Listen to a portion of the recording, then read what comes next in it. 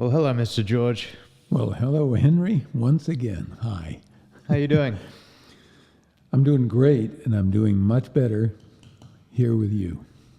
Always makes things better. I wouldn't say always, but I'll take it this time. So, Jim, this is our last topic. It is. Bittersweet, eh? It is. It's been fun. That's been a lot of fun. Yeah. And this was per your request, always end on the banger. Well, you want to make sure that it's finished before you say that. Yes, absolutely. Yeah. Well, we can always edit things out. Yeah. Post, you know. Anyway, so today we're talking about something that you've really helped me understand a lot more deeply throughout our time working together. And when I say understand more deeply, like I really didn't have a good definition, let alone a good feeling sense for what love really was. You know, you can kind of relate to it in the present and be like, yeah, you know, like I know what it feels like to be loved, et cetera, et cetera. Yeah. However, I think that the sort of working definition that I had at that point was very weak. And I didn't really know what it was I was after or what it was I was looking for. It was kind of, you know it when you see it type deal. Anyway, it's a long-winded way of saying that I think the root of your practice is really in this. And I think that's a beautiful thing. And you don't sort of wear it on your sleeve. But if somebody wants to go there, you can go there. And so I'm really glad today that we get to go there. Well, thank you for going there, and thank you for seeing that, by the way. Not everybody sees that. So that's a big deal. Congratulations on that. Well, this is, again, going to get circular pretty quickly because I think you showed me how to look, which I truly appreciate. And hopefully we get to share this with people and it resonates and they feel the same way as well. So, big question here. Jim, what is love? Ooh. Yeah, well, that is a challenging question. That term, that word, has been so overused, so misused and abused that it hardly means anything anymore in our culture. It's become a kind of catch-all term for everything from psychosexual obsession to how we regard chocolate chip cookies and sneakers. I mean, for God's sake, it's an emoji, you know? So as corny and hokey as it must sound, I like to use the term capital L, love, just to distinguish it from all the other debris littering the field. And in order to get at what that is, let's begin with what it isn't. So first, I'd like to suggest capital L love is not romantic infatuation. Though romantic infatuation can open the heart, more often than not, it's more about fantasy and projection. It's about attachment. And if we're going to be honest, hormonally driven desire.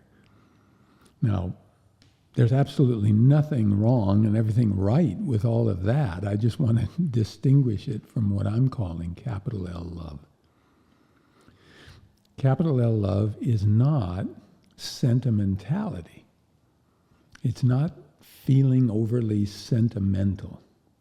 Sentimentality clings to memory, can pull us right out of the present moment and into the past. I'm suggesting that love, with a capital L, is present. It's timeless. It's clear. Capital L love is not personal preference. It's not about liking or disliking someone or something. That's highly conditional by definition. I'm suggesting that capital L love is much more unconditional. It's much more inclusive than exclusive. Capital L love is not control. It's not possessing. It's not holding on to or clinging to someone or something. And this one can be kind of challenging. I'd like to suggest capital L love isn't need. And that those distortions of love arise out of fear and a sense of internal lack. And I'm suggesting that fear is the opposite of love, not hate. Fear gives rise to hate. And finally, capital L love is not just an emotion alone. Though capital L love can evoke powerful emotions, it's not reducible. It can't be reduced to just an emotion alone. Okay? So now that we've kind of cleared the decks of what love isn't with a capital L, let's try and point in the general direction of what it is. And like I said, this is challenging because first and foremost, love is ineffable. It can't be accurately or completely represented by a symbol of any kind. And words are symbols. But since words are all we have here today, let's agree to do the best we can, but bear that in mind, okay? So I'd like to suggest that capital L, love, at its deepest, most fundamental level, is an infinite, non-local, that is, it's not localized, it's everywhere, an infinite, non-local, energetic field of influence, the most influential field of all. And you remember from our discussion of spirit, our discussion of energy, what fields are. We borrow from physics. A field can be thought of as a non-physical force or influence that nonetheless exerts a measurable effect on the physical domain. And in physics, these fundamental forces bind aspects of the cosmos. What's called the strong and the weak nuclear force bind protons and neutrons to form the nucleus of an atom. Very powerful force. Then the electromagnetic field binds that nucleus to orbiting electrons through electromagnetic charge and attraction to finish the atom, the building blocks of matter. Then gravitational fields bind matter. And what I'm suggesting is this capital L love field, this energetic field. By the way, physics refers to this by different names. We'll get to that later. This capital L love field is the field of fields. It binds everything. It's the fundamental substrate of the universe, the primal architecture of the universe. It's the essence of wholeness, completeness, of unity. It's the uni in universe. And remember, we talked about the universe being holotropic, fancy way of saying it's inclined toward wholeness and completeness. This capital L love is that inclination. It's the unifying principle that's what the universe is, even before it takes form.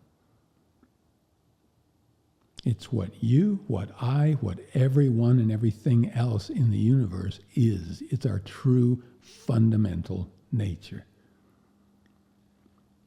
Now, that's the noun. The verb, to love, again, as simply as I can state it, is to act or behave, to think or to feel in accordance with that primal field, in coherence, in congruence with that wholeness, with that completeness, with that unity. Does that make any sense at all, or does that get too esoteric? Because I'm sorry, this is a tough question. I think it makes sense. I think that it might be difficult to attach to a lot of the things that you said. Okay.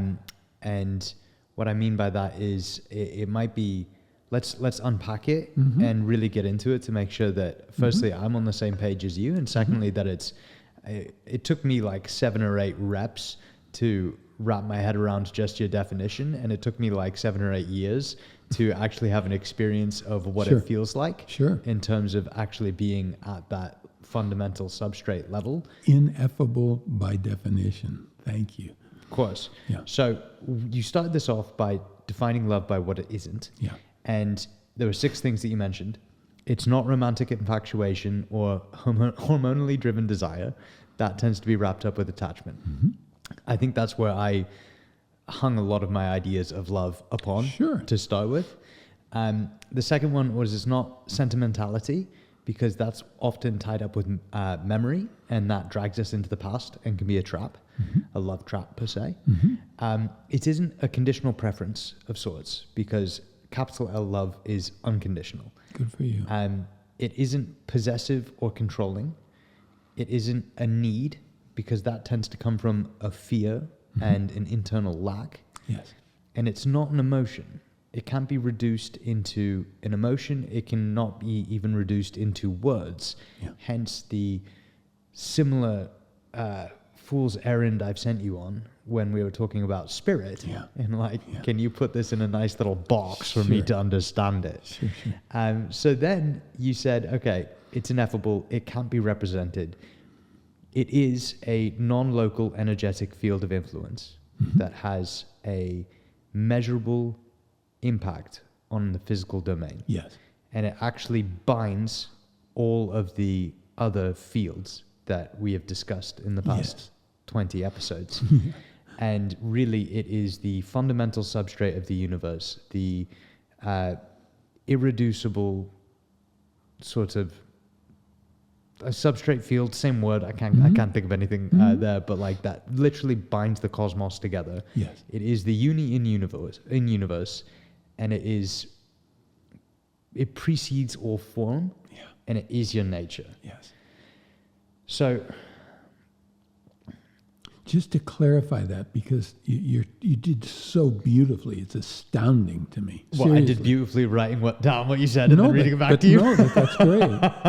But it's our fundamental nature prior to being completely absorbed in being a human being.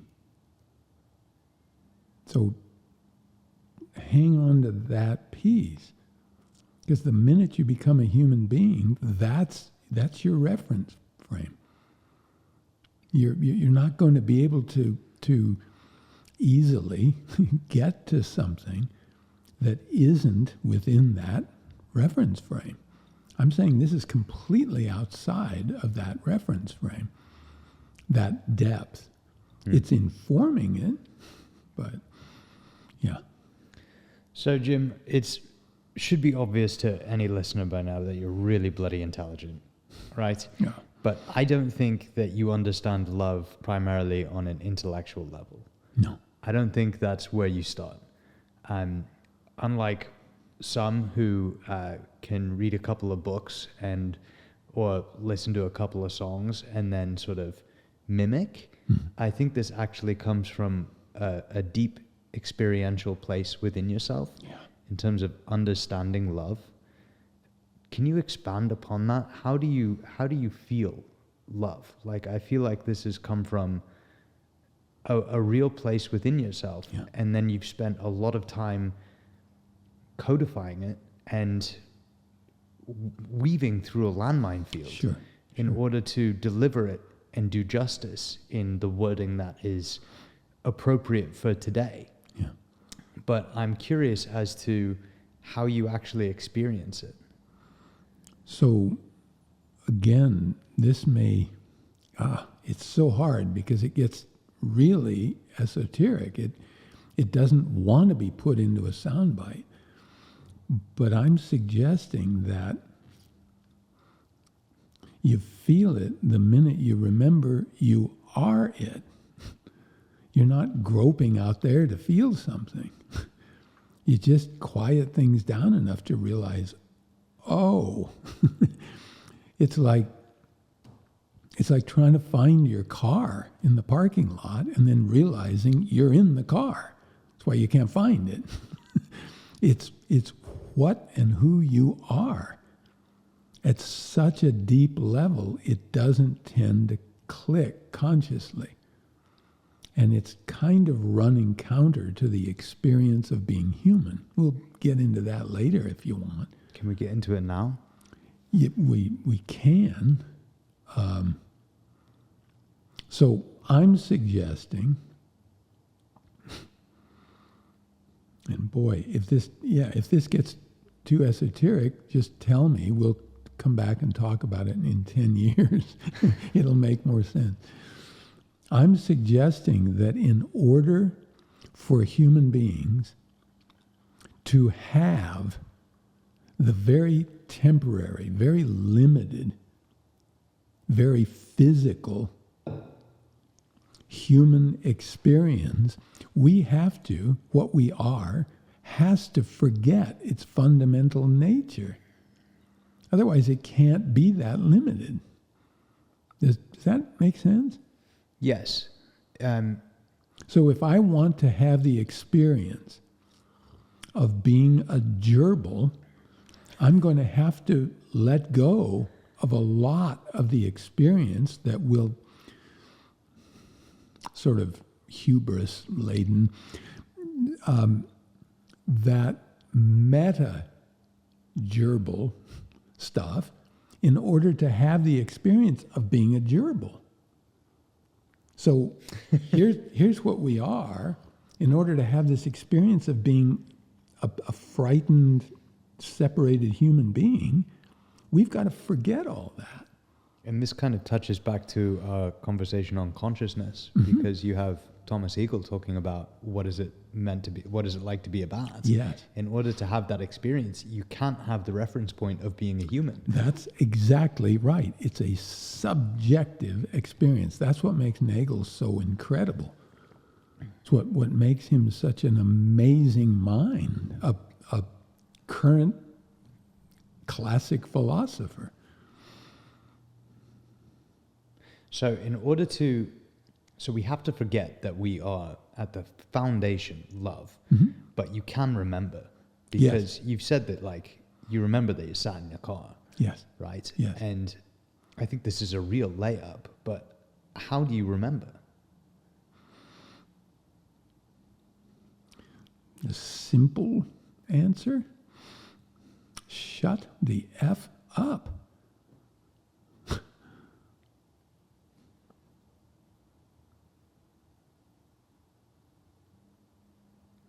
At first, this thing's just scrambling. Well, what if I lose track? You get still, perfectly, silently still. What's there is almost alien to your human experience. I say almost. And then suddenly, that human experience is just slipping into the past. And there you are. That's what it is to be you. Now you can put labels to it: peaceful, fulfilling, rewarding. Okay, but those are human terms. They're analogous to what human beings tend to know. But when that informs being a human being, I'm suggesting that is allowing for a kind of evolution that we haven't experienced before.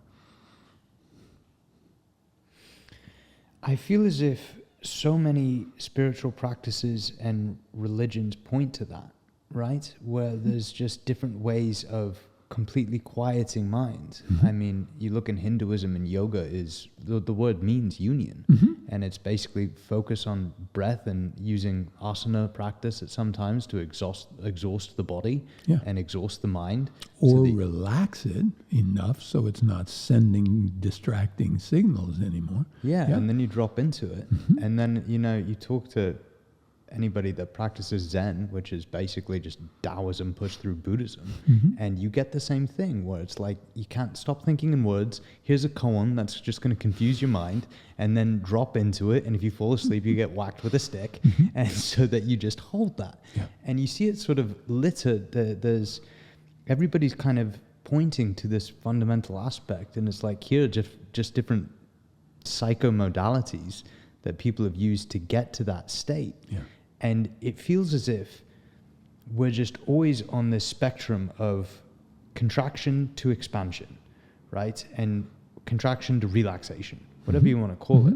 And all of these practices are just slowing down your nervous system enough so that you can just expand, and then you fall into that state. It's like, it's inevitable, but you have to practice that. I think that it's so hidden in plain sight, but it's one of these things that's taken at least me years to have one of those sort of experiences of, oh my God, I am this. Like I'm not separate from this. Like I do feel that unification. And so I'm curious as to, I get that we have to forget our nature. But why haven't we evolved to love more? Why haven't we evolved to like have more access to that unification? Isn't that weird? Like, why is it so hard? I don't want to sit on a Himalayan hill for 10 years. The simple answer, ridiculously simple answer, is I think that's a matter of perspective. Okay? Remember, these are human beings analyzing what evolution is. Okay? So, it's a question or a matter of perspective, a matter of scope of awareness. So, at the very narrow, what I would consider myopic scope of awareness of exclusively the physical domain only, then within that little narrow band, an even narrower band, scope of awareness, of just exclusively human endeavor, what we, in that scope, that reference frame, have come to understand as Darwinian evolution, just doesn't much care about love. We think of it as a kind of genetic imperative at the physical level, remember, with a single prime directive. It cares about one thing and one thing only, and that is you survive long enough to pass your genes on to the next generation. Then you're on your own, sport. So from that very narrow scope of awareness, we've evolved to identify almost exclusively with these very temporary, very limited physical human bodies. And increasingly with the egoic narrative that accompanies these human bodies. A narrative that begins with I, me, I, the center of the universe. I, me, I, the center of the universe, am separate and apart from, not a part of, but apart from everyone and everything else in the universe. Now that's just the first sentence in this ongoing, evolving egoic narrative. Everything else in that narrative predicated on that presupposition. A presupposition that I'd like to suggest is running 180 degrees contrary to everything we've just described as capital L love. So, scope of awareness, we're running in the opposite direction and trying like hell to get connected with one another and while keeping ourselves apart. And it's just the exclusive identification with the physical only. I'm suggesting at a much bigger scope of awareness, we're not only evolving toward love, we are love. It's that simple. Question is, what are you perceiving and why? Does that make sense? Yes, and it again unearths a whole bunch of other questions, which I think is the purpose of the podcast, I guess. and so we have this default setting of being absolutely separate from each other. You know, we are born into these biomechanical meat suits, and you know, mine's called Henry, and every one of my experiences supports that Henry's the center of the universe. Yes. And so therefore I draw the conclusion that Henry is the center of the universe, and Henry, as much as he likes to think that he has things to do in this world, has, you know, 37.2 trillion cells in his body that are all just pointing towards survive and replicate, right? And so you mentioned that evolution isn't steering towards love. It's steering towards me actually being able to do that, because that's far more important. I wouldn't be here if that wasn't like stapled to the back of the forehead of every single one of my ancestors. In the physical form. I just have to keep coming back to that, because that's everything. As we're defining it, I'm suggesting that's about this much of it.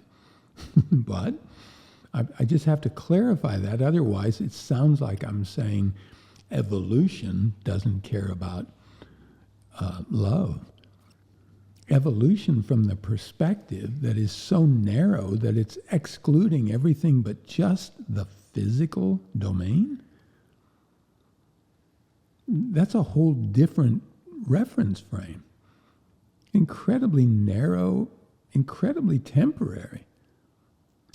But from our perspective, it's vast and endless and okay. What are other domains that might not be so temporary or limited? Anything non-physical. Fields themselves are operating in a non-physical domain. They're exerting an effect on the physical domain. They're beyond the scope, beyond that reference frame. 3-dimensional or 4-dimensional, if you want to include time-dependent reference frame, a measurable physical domain by the criteria that says that's what being physical is. If that's all there is, then what the hell is a thought?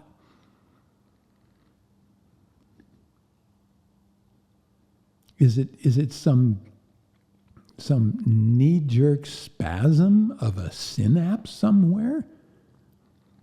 That may be where thought is occurring, but to call that the cause, to call that the thing, is just to miss the point.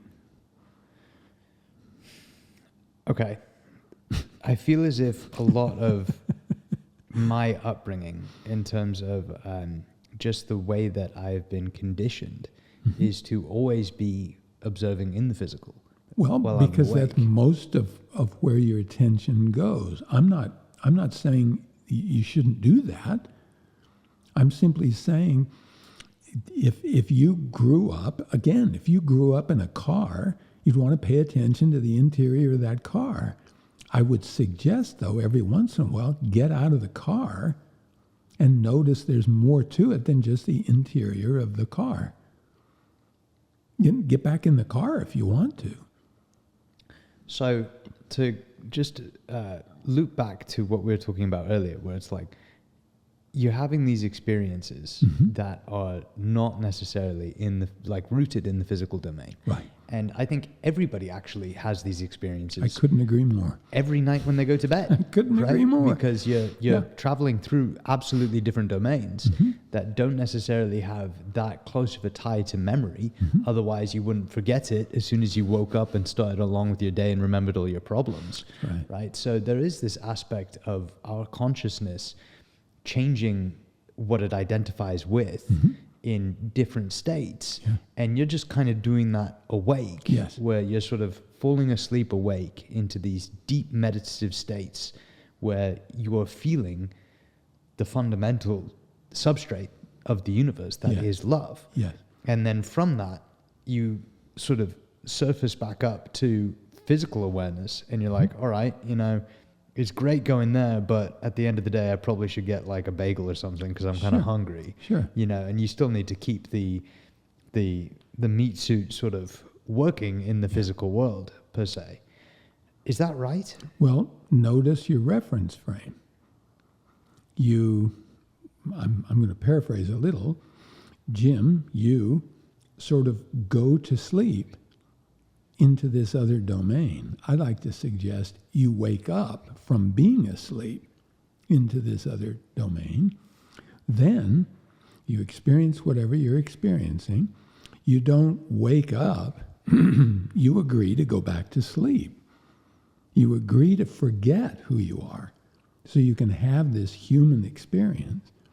And I, Jim, don't want to wake up so I can have a bagel. The body needs a bagel. The experience of being that limited needs a bagel. Great. Experience having a bagel. But be careful calling that waking up, because I'd like to suggest it's the converse. Yeah, and you're spot on, because, I mean, you look at, it's at the core of just even the words that these religions are built off of. Buddha is to wake up.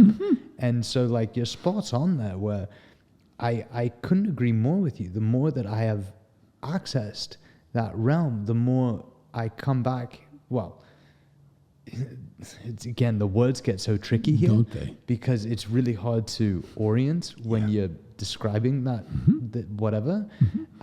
You can tell that I'm like a car stalling right now. It's like I can't That's a quite good get through sign. That means you're onto something. Ineffable.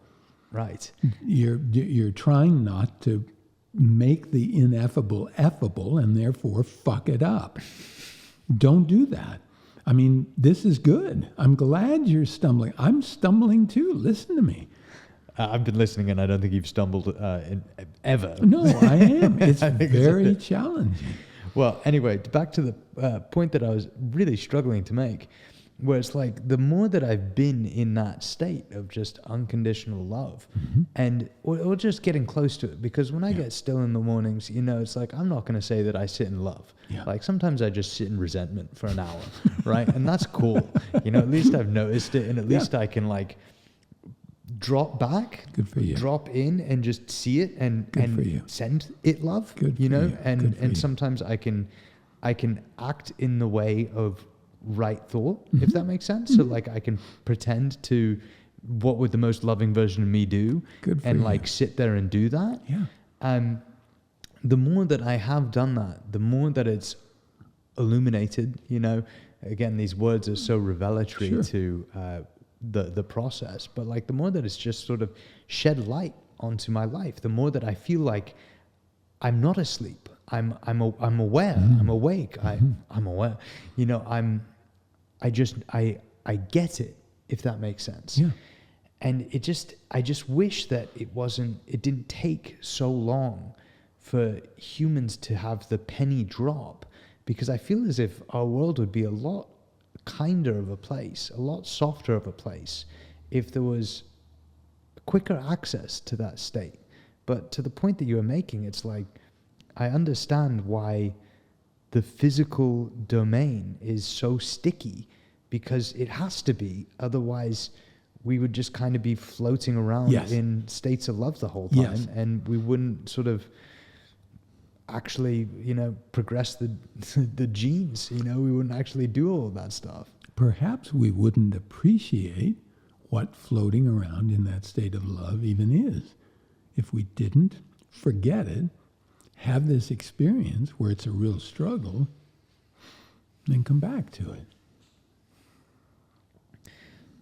So you work with all of these clients. Yeah. And I mean, you worked with me for years and didn't drop the L-bomb for a while because I wasn't ready. Sure. Were you just sort of holding that space of love the whole time while we were just discussing things? I have to. Because Jim, this human being, is a disaster. You'd probably get annoyed with all my problems. No, I'm just a complete disaster. You need to be Mother Teresa level sainthood to be able to get through that shit. No, it is that capital L love that is what the practice, what these sessions were all about. That's the point. If I were to describe that to someone, if I put that on a shingle, nobody would show up. They'd just say, this guy's nuts. He probably took too much acid. It's not true. It is that field of capital L love that's doing the work through us. It's a flat-out miracle. It's what makes me the luckiest guy on earth. So I think to orient this discussion to something that's people probably associate very closely with the word love is monogamous romantic love. Okay. Right. Okay. And I think that, that's where my mind sort of first goes when thinking of the word love. Okay.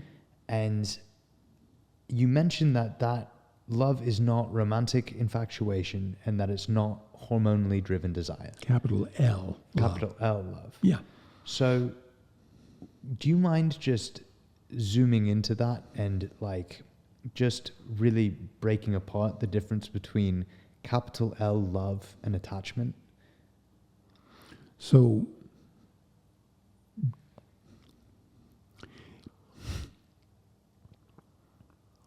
in relationships, I'd like to suggest that, first of all, having done so much work with couples and relationships, which is kind of different than working one-on-one with people, over the now decades, I've arrived at a kind of a 3-step process for answering that question. Is this love or is this attachment?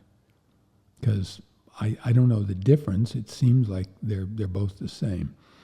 So the first step, ironically, is you have to really want to know if this is love or attachment.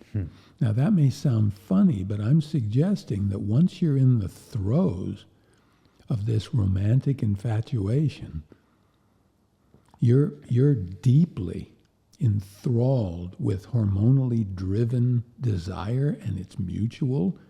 It's on its way, if it hasn't already arrived, at psychosexual obsession. Your ego is going to want to believe that's love. It's going to want to believe that. And your ego is relentless. It can justify and rationalize anything, the most deranged behavior, as love. So you really have to want to know the difference. So in order to help with that, not to bag on your ego, step 2, just as we do when we're working with values and trying to determine what our values honestly are rather than what we want them to be, I highly recommend that when you're working with love versus attachment, that you temporarily take the idea of right and wrong and good and bad clear off the table. I'm saying temporarily. I'm not asking you to abandon right and wrong, good and bad, but I am suggesting that if you don't take right and wrong, good and bad off the table, you will never be honest enough with yourself to truthfully answer the question, is this love or is this attachment that I'm feeling? So you take those off the table, and it's not right, it's not wrong. It's just what it is. See, nobody wants to be wrong and nobody wants to be bad. Well, now you can't be. You're just noticing what it is. They're both okay. And in order to help with that, step 3, not surprisingly, get still. Relax the body. Release the tension that's triggering these thoughts and memories in your brain, because that tension is sending a signal to your brain. Something's off. It's trying to help and it's spinning. Relax the body. Breathe your way down. Release tension in the body. Quiet the mind. Calm the emotions. And keep getting still throughout this process, because your ego is going to get triggered. That's a promise. Okay? So, having done that, I'd like to suggest that the answer to your question, are you feeling love or are you feeling attachment, is pretty straightforward. It's pretty easy to get to. All you have to do is answer a few simple questions, honestly. That's the key. So you got to keep that ego quiet. Are you trying to control this other person in any way to suit your needs? Are you trying to change this other person in any way to suit your needs? Are you trying to possess, to hold on to cling to this person in any way? Are you trying to limit what this person thinks, feels, believes, says, or does in any way to suit your needs? If this other person seems to be enjoying the company of someone else other than you, do you feel jealous? And I don't know if you can. I'm sure some people who are listening to this are already, their ego's already, whoa, breathe, calm down. I'm suggesting that if the answer to any of those questions is yes, the degree to which the answer is yes is the degree to which what you're feeling is attachment, not capital L love. Okay, not right, not wrong, not good, okay, we got our answer. And before we start bagging on the ego or feeling terrible about ourselves, as long as you've got a pulse, I promise you, you're identified with this physical body and that egoic narrative. Any relationship you have is going to be some combination of attachment and love. I'm just suggesting the greater the attachment, the greater the suffering for you and your partner. The greater the capital L love, the greater the health and well-being for you and your partner.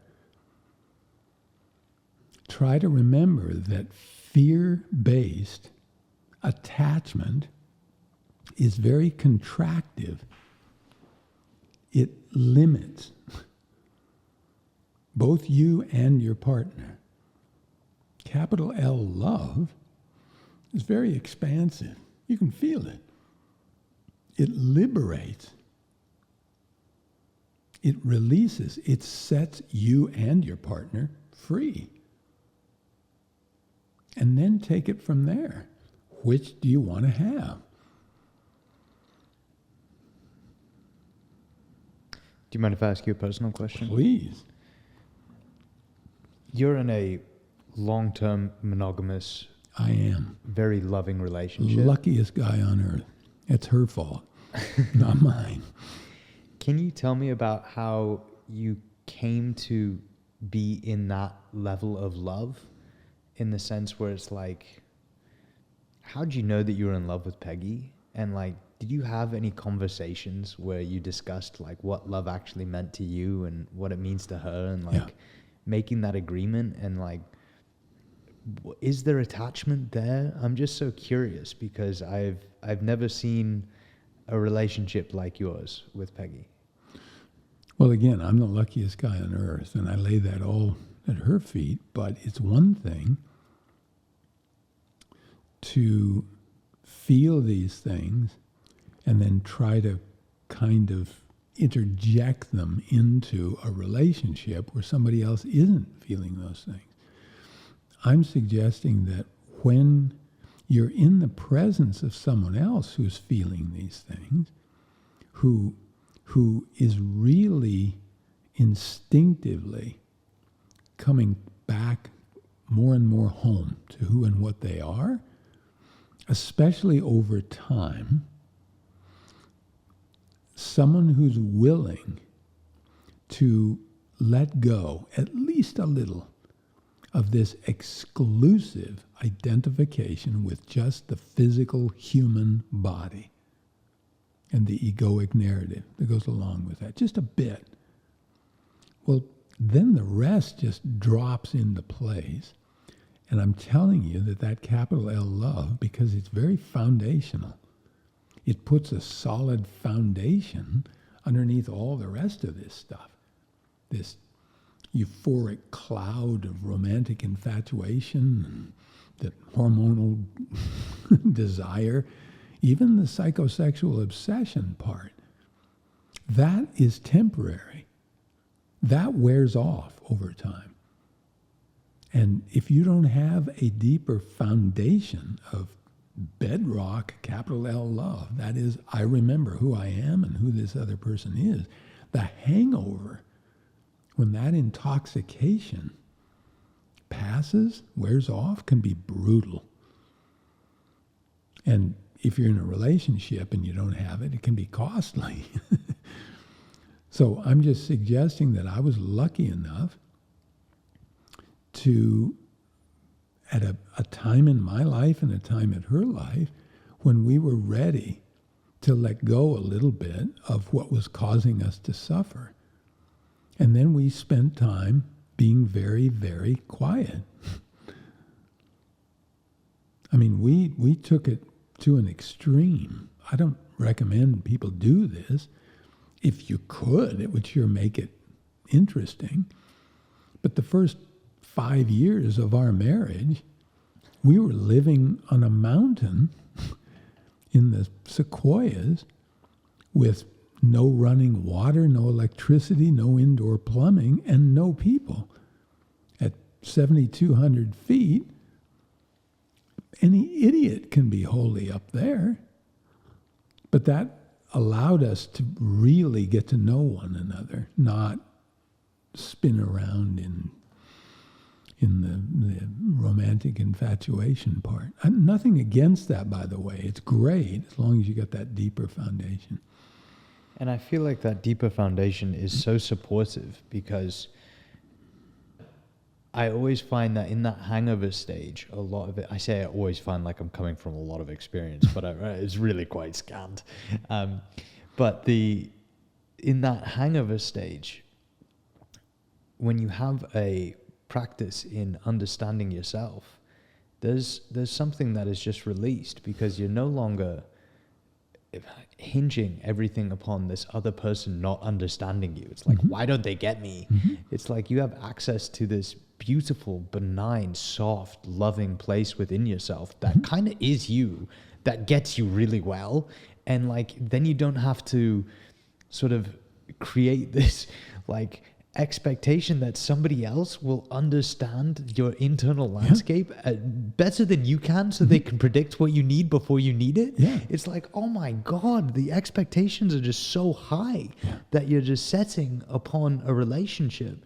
But when you find that love within yourself, and it's not like, oh, he loves himself, but it's like, actually kind of, but when you find that, it just makes it so much easier to be able to connect with other people. And it also takes away, I know for me, there's so much less sort of clinging towards this societally imposed roadmap that's like, well, you got to get married by this stage and have kids by this stage and do this by this stage. It's like, actually, there's just a release, and there's a knowing that it's like, if it's time, and it's meant to be, but there's much less clinging.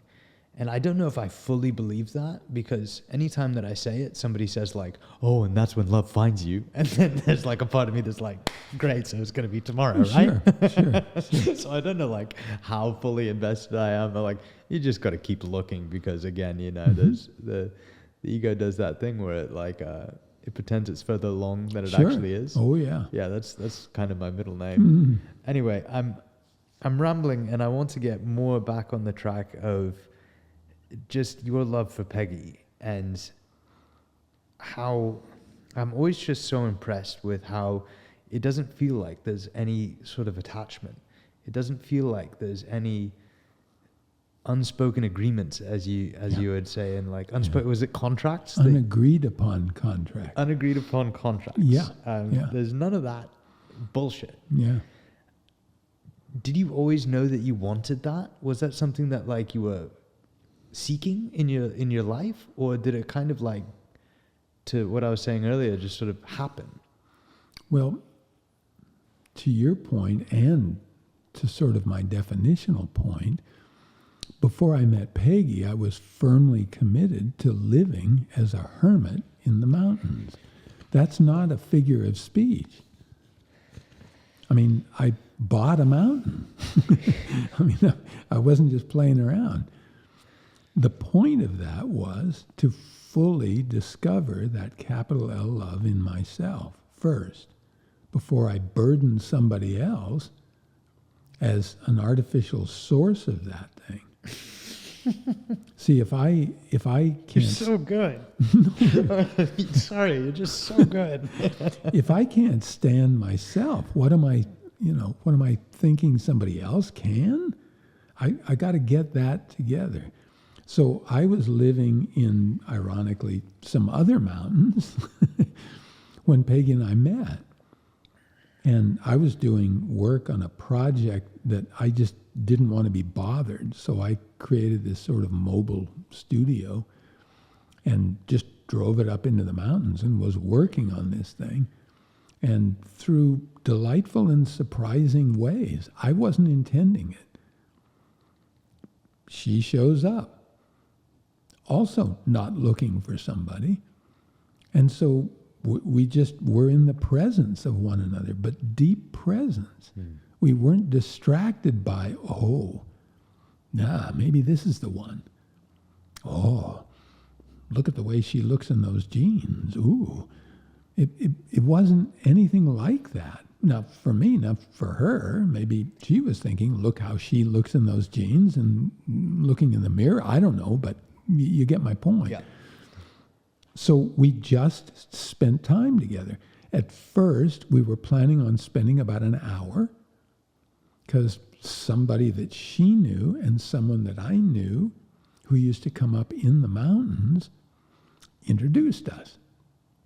I wasn't even sure who this guy was. He just seemed like an old crazy guy. Turns out this guy was a complete scientific genius. I had no idea.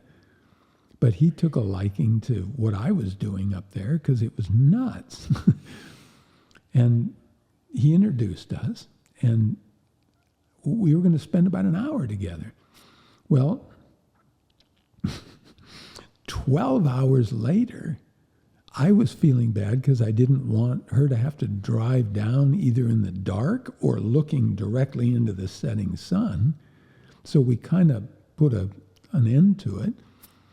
And then every Friday thereafter, we spent all day together. And I cooked her 3 meals. and all we did was just explore. We weren't dating. We didn't have the burden of that. And we didn't have the burden of people kibitzing on the sidelines. All we had were pine trees, cedars, little creek. So it was just very, very fundamental. And you can feel that field. And so did you have moments where there was that hormonally driven impulse to... Oh, absolutely. Which we very carefully tabled for a year because we knew there was something there. And in that year, it seems what you did was you looked at behavior, mapped that to your values, Yep. understood whether there was compatibility Yes. before letting the hormones rush in and Brilliant. create. And this is, again, regurgitating your words. So you're saying brilliant, but like, congratulate yourself. Before creating a hormonally driven fantasy Yes. that would then wear off, land in a hangover, and make you think, oh my God. And there's the reality staring me in the face. Yeah. Yeah. And, Yikes. And, you know, there's a little whippersnapper running around. Oh, that, yeah. You know, you got to take care of. Mom, Dad, why aren't you talking? Yeah, exactly. Okay, so you got up to the mountains and you're in there, and it seems at that point you went to live as a hermit because you knew what it was that you loved to do. Mm-hmm. And so can you talk a bit about that for me? It's like you're a guy that is extremely passionate about his craft, and the word passion, like, to me, is sort of synonymous with like a flavor of love. You know, it's like that energy that comes with just wanting to do what it is that you think you're on earth to do. Sure. And I think that's changed for you because you're no longer drawing you're still drawing, but like not professionally, not as a profession, just as an amateur. Right. And What does amateur mean? for the love of it. Yeah. Hallelujah. It took me 35 years to wake up to that. So how did you know that you had this connection with drawing? And it seems as if you love to, going back to our identity podcast, where it's like at the, who are you really? You know, I am love at the core of it. Yes. And helping people to come to that conclusion themselves is why you think you're here. Yeah. How do you know? You know, like, how did you figure that out? What was that journey like in terms of coming to knowing what it is that you love to do? Well, I just go back to that definition of what love is. When I'm engaged in something that is deeply in accord with that field is trying to find you all the time. All the time. Because it's trying to find an energetic path through you into action in the world. Okay, that's super cool. Can you just reword that and explain it to me like I'm a 5-year-old? So if you can get out of the way long enough to realize that you're not separate and apart from everyone and everything else, you'll realize that you're deeply connected. And that goes to the holotropic aspect of love. Yes. It's like it wants to go back to itself. It's trying to, desperately. And we're resisting it by saying we are separate and apart from. I don't want to know. And when you say by saying, it's sort of like just the thinking. That's the narrative. Yeah, the narrative. Yes. Okay. So you being a 5-year-old, it's like you're a hose and you're connected to this infinite field, this infinite amount of creative water. And it is flowing through you. And as it flows through you, it passes through you and back into this infinite field of water. but you're influencing it in a unique way. So that is your thing. When it's flowing through you, it feels good. But it's a little hose. Open the aperture and watch what happens. If you keep saying this is me, that aperture stays very small. The minute you let go and say, this isn't me, in fact, I'm in the way of this thing, that aperture just gets bigger and bigger and bigger. And pretty soon, this fragment of an ego is standing right next to Niagara Falls because it's just pouring through. And if you dare stick a toe, an egoic toe, into that flow and say, this is me, it'll just rip your face off. That's how powerful this is. All you have to do is just examine. I'm doing something and it fills me with a sense of wholeness, completeness, not relief at maybe not being able to earn a living. See, doing something for the love of it just completes it. That's one of the problems with this identification with being human. You get involved in this whole thing of, I've got to do this for a living. I've got to make money.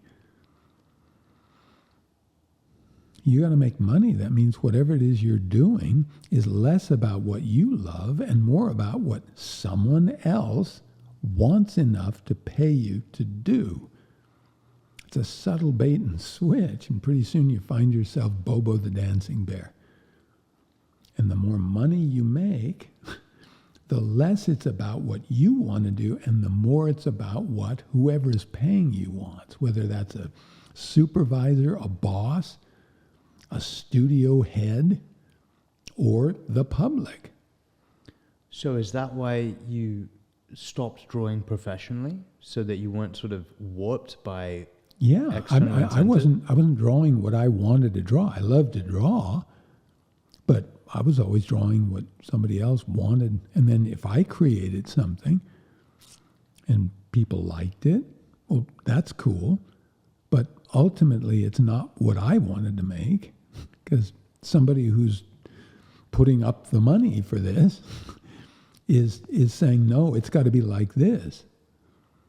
And I just got used to that because I didn't fall into this particular incarnation being rich. So I always had to make money. So I was in this negotiation. In order to get the money to do it, you got to do this other thing. Till not. But when you realize that there is something that you love to do that other people need and want badly enough to pay for it, but not enough people to make you a billionaire, then you get into your values and you say, well, do I need $1 billion? Well, if I need $1 billion so that I can buy all the stuff I need to distract myself from the fact that I'm miserable, yeah, and $1 billion is not going to be enough. However, if I make enough to sustain this physical entity, and I am doing what I love, what fills me, I don't really need very much. Things get simpler and simpler and simpler. I just don't need that much. I don't need to vacate what I'm doing every 6 months. I love it. It fills me up. I've never met anybody, by the way, who doesn't have that at their core somewhere, but they're usually looking in another direction. So you said it's at their core somewhere, and you talked about filling you up. And so this is just laden in our language. And you point it here, right? And when the emoji, it's talking about a heart.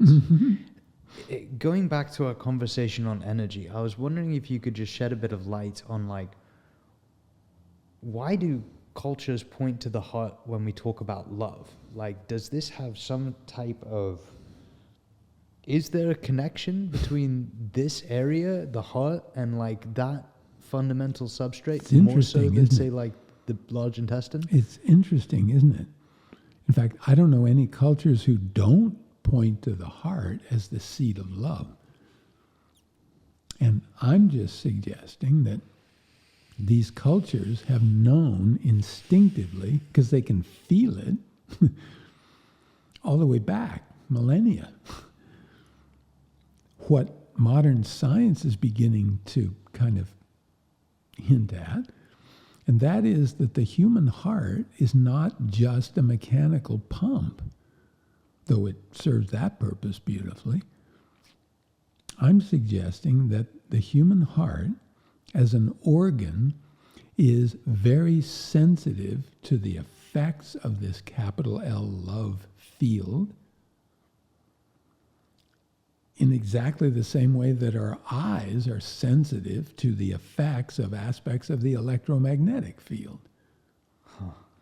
And almost from a neuroanatomy standpoint, the heart is innervated, as they say. It's filled with nerves. There are nerves on it, in it, throughout it, all around it, in what they call the cardiac plexus of nerves. This plexus is generating its own electromagnetic field. I'm suggesting there's much more varied energy than just electromagnetic field, but that's what we can measure now. It's much more powerful than the electromagnetic field generated by the brain. I'm just suggesting you can feel that. That heart is communicating with the rest of the body all the time. It's communicating neurologically, chemically, rhythmically to the rest of the body. It's communicating to the brain neurologically through what they call afferent channels, neural channels. Brain doing what it does, communicating with the rest of the body. Brain then communicating with the heart in what are called efferent neural channels. And it would appear now, more and more, still, research is still being done, that the heart is actually communicating more with the brain than the brain is communicating with the heart. It's almost as if that heart has its own kind of, intelligence, including neurotransmitter receptor sites that were once thought to be the exclusive province of the brain, just as the gut is starting to be thought of almost as having its own weird kind of intelligence, including those neurotransmitters and transmitter receptor sites. So I'm suggesting that the heart, in conjunction with other systems in the body, notably the pulmonary system, the lungs and the breath, okay, in what collectively is called, ironically, the cardiopulmonary system, is not just exchanging gases in the lungs, it's serving to regulate the body in coherence with this field of capital L love. It's trying to keep us in balance, trying to keep us in wholeness, despite our ventures into chaos. And I'm suggesting that it's communicating in all these ways, regulating in all these ways, just rhythmically, just the rhythm of its beat. When we feel compassion, when we feel gratitude or appreciation, we feel the effects of this field of capital L love, the heart rhythm becomes smoother and more coherent. And I'm suggesting that more coherent heart rhythm sends a powerful signal that regulates systems throughout the body toward healing, toward balance, toward optimal function. And you can feel that. When you're in conjunction with, you're in accordance with this field, it is a very expansive feeling. You can feel it. When you're under the influence of fear, it's a very contractive thing. Fear, the opposite of love. You can feel it. So I'm just suggesting that these cultures have just known that instinctively. They may not have had the science behind them, but you can feel it. I think it was ancient Egypt that not only pointed to the heart as the seat of love, but as the seat of consciousness.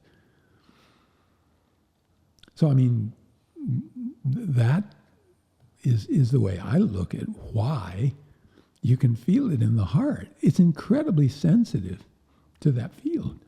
And sort of the question itself is just revelatory of how biased I am to thinking that I am this energy behind my eyes. Mm-hmm. Because, you're talking about the Egyptians having the seat of the heart, well, the seat of consciousness being in the heart. Yeah. And here I am asking this question where it's like, give me a heady, thoughtful answer about, so I can understand something that is primarily felt by people all over the world throughout time. Yes. And I think that says more about the culture that we're in currently. Good for you. Than it actually does. It just illuminates how limited the question is to start with. You ever wondered why so many times when we do our stillness practice, I ask you, after you've relaxed the body, to take a nice, slow, big, deep breath, hold it, and then very slowly let that breath out. And as you do, don't ask how or why, drop your awareness down into the heart. When you don't ask how or why, it just goes there. And in this heart, there are no thoughts, there are no words, there are no concepts. There's just this expanding sense, because now it's doing what it does, of peace, of wholeness, of completeness. And continuing to do that just reinforces that you have the capacity, because your awareness isn't yours. It's awareness. You're hijacking it and forcing it to stay in your head. But if you let it go, you can put your awareness almost anywhere. It's not yours. Even the idea of putting your awareness somewhere is a misnomer. It's non-local.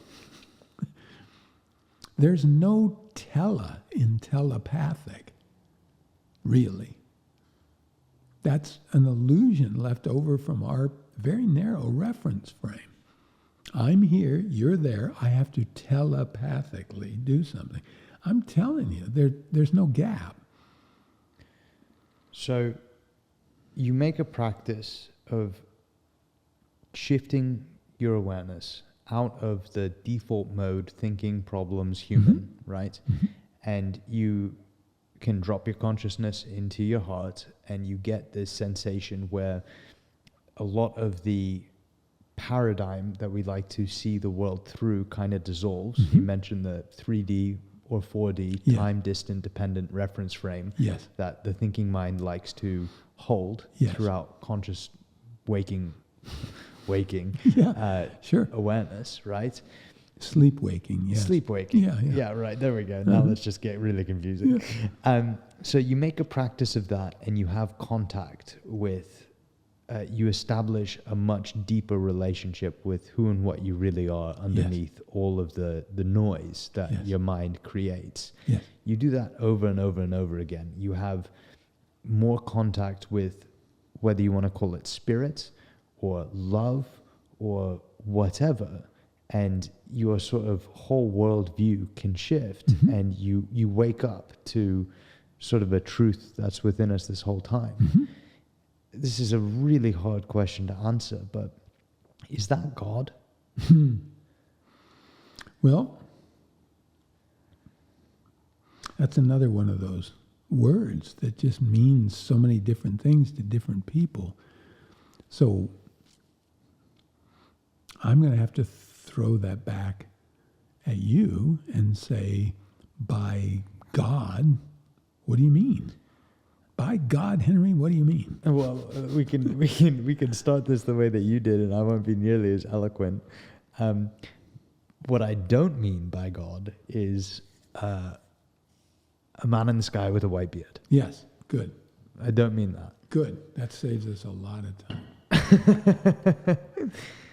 And when thinking about what I do mean by God, like, I just fall into similar definitions, because to me, like, going to that place and feeling that expansive awareness and that connection and that unity and that, to me, it colors a lot of the descriptions that I'd heard in the past. Yeah. You know, like, the kingdom of heaven is within. Yes. And then sure enough, it's like, well, this kind of feels like heaven. It does, doesn't right? it? And it doesn't feel like something that I delay to after death, and it's a binary thing if I've behaved well. I don't want to interrupt you, but you just hit on such an important point. Why did they say the kingdom of heaven is within? They're speaking to someone who doesn't yet understand. Remember, from way back when, we talked about our neurology being analogous. We learn through analogy. So we map qualities, characteristics of something we do know onto something we don't. The problem is the people afterwards take that literally. You've just solved a major religious conundrum right there. Thank you. A man in a white beard is an analogy. It's a projection of someone who hasn't yet had the experience consciously of that thing. It's a representation. You're taking the ineffable, you are representing it, trying to make that ineffable thing effable. It's an effing representation. Have the experience and you don't need the symbol anymore. It is your birthright to have the experience because it is who and what you are. Just get quiet. Come back home. Keep going. You were telling me what God is.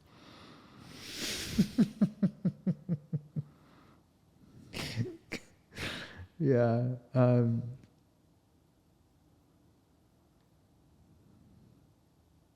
just want to thank you, Jim.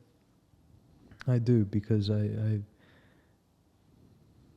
feel love right now, and I do too. And I don't want to. I don't want to ignore it like I've done in the past, and I don't want to avoid it or stifle it. No, I feel a hell of a lot of love, and I just want to say that I love you.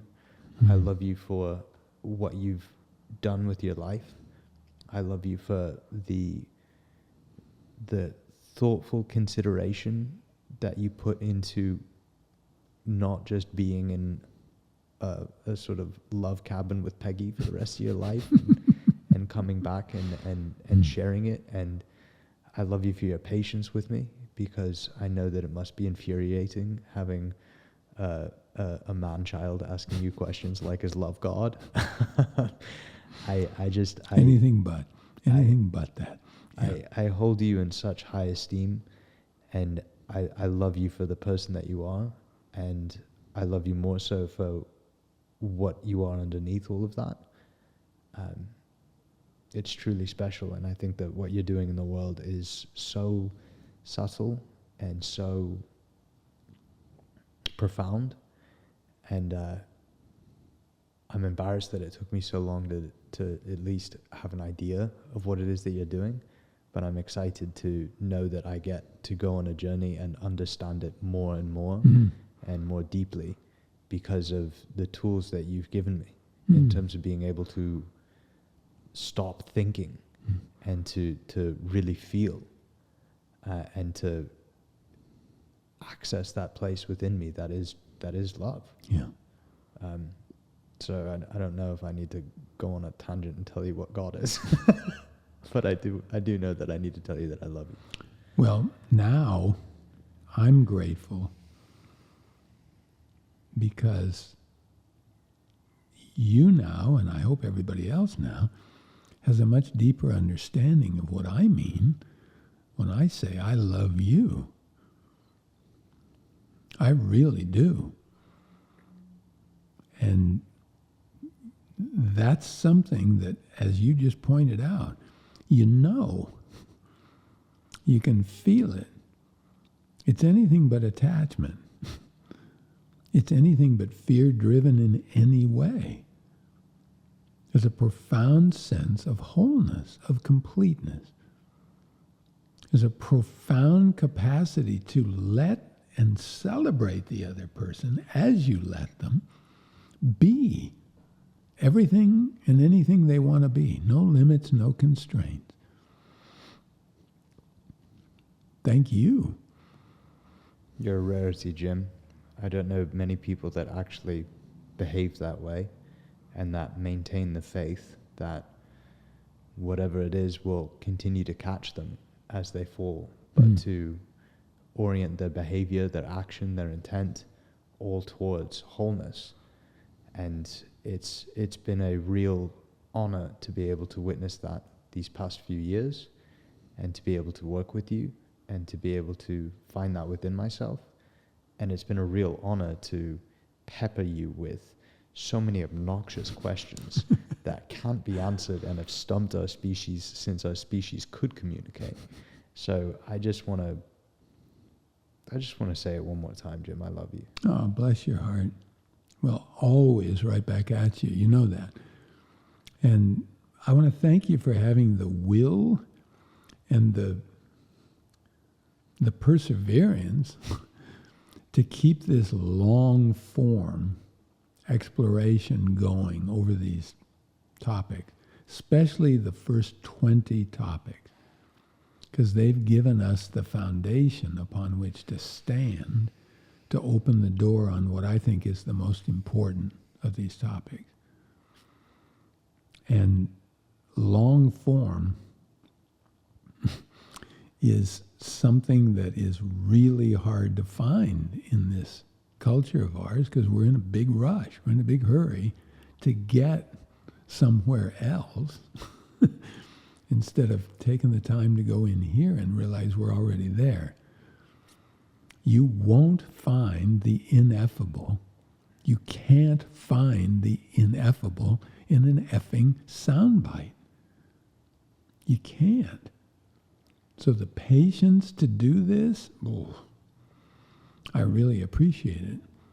And I'm absolutely sure that anyone watching these will agree.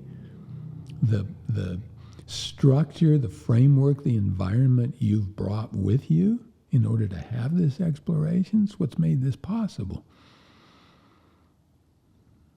So